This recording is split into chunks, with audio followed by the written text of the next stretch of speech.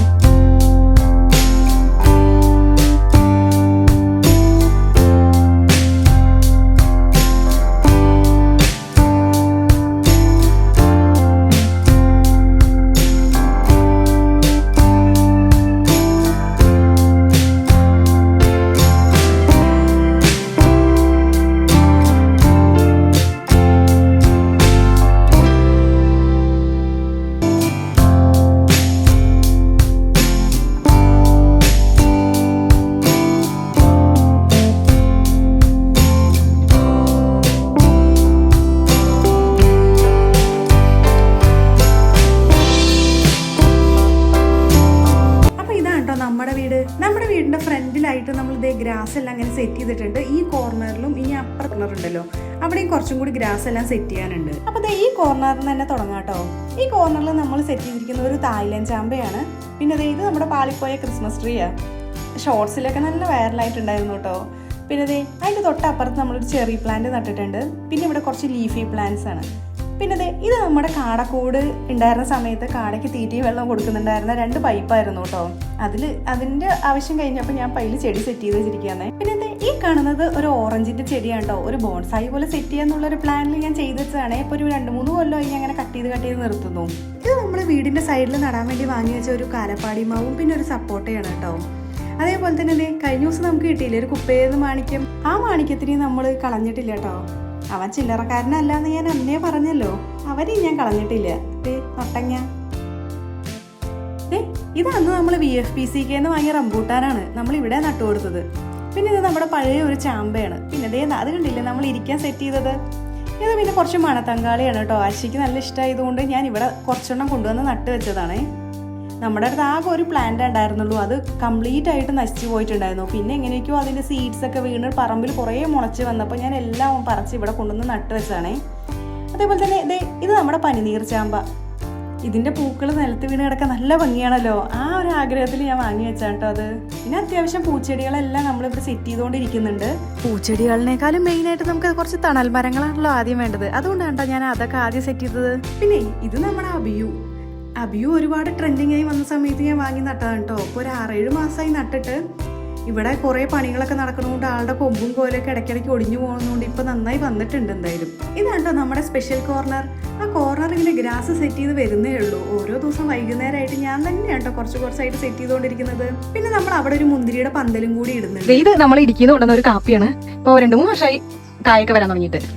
അതേപോലെ ഇതുണ്ടോ, ഇതൊരു ഗാർലിക് വൈൻ്റെ വള്ളി വീടിന്റെ സൈഡിൽ നിന്ന് ഇങ്ങനെ കയറ്റി വിട്ടിട്ടുണ്ട്. ഇപ്പൊ നിറയെ പൂവുണ്ട്. ഇവിടെ ഒരു കിളിക്കൂടും ഉണ്ട്. ഇതൊരു കിളിക്കൂടുണ്ട്, 3 കുഞ്ഞുങ്ങളും ഉണ്ട് കിളിക്കൂടിൽ. ഇവിടെ ഒരു പ്ലാവ് ഉണ്ട് കേട്ടോ. ഇത് നമ്മുടെ വിയറ്റ്നാം ഏർലിയാണ്. വിയറ്റ്നാം ഏർലിയിൽ ഇതാ 3 ചക്ക പിടിച്ച് കിട്ടിയിട്ടുണ്ട് കേട്ടോ. 2 ഇത്തിരി വലുതായിരിക്കുന്നത്. അപ്പൊ ഈ സൈഡിൽ ഫുള്ള് പച്ചക്കറിയാണ് കേട്ടോ. ദേ ഇവിടെ പച്ച വെണ്ടയും ചുമപ്പ് വെണ്ടയ്ക്ക എല്ലാം നിൽക്കുന്നുണ്ട്. ഇവിടെ ഒരു മൾബറി ഉണ്ട്. ഇവിടെയൊക്കെ ഒന്ന് വൃത്തിയാക്കാനായിണ്ട്.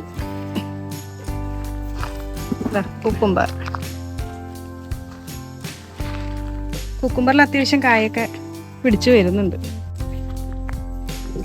ഇവിടെ ഒരു അവക്കാടോ തന്നെ മുളച്ചു വന്നാണേ. ഇത് നമ്മുടെ ചീരച്ചേമ്പാണ്. ഇത് കറി വെക്കുന്നത്. മേലേക്ക് കയറുന്ന കണ്ടിട്ട് ഒരുപാട് പ്രതീക്ഷകളൊന്നും വെക്കണ്ട കേട്ടോ. മേലെ തീരെ ഒന്നുമില്ല. അപ്പം നമ്മൾ മേലേക്ക് മെയിനായി കയറുന്നത് എന്തിനാണെന്ന് വെച്ച് കഴിഞ്ഞാൽ ഞാൻ നിങ്ങൾക്ക് ഗാർലിക് വൈൻ്റെ ആ പൂക്കൾ കാണിച്ചു തരാൻ വേണ്ടിയിട്ടായിരുന്നു കേട്ടോ കയറിയത്. ഒരുപാട് പൂവായി നിൽക്കുന്നുണ്ട്. നല്ല ഭംഗിയില്ലേ കാണാൻ.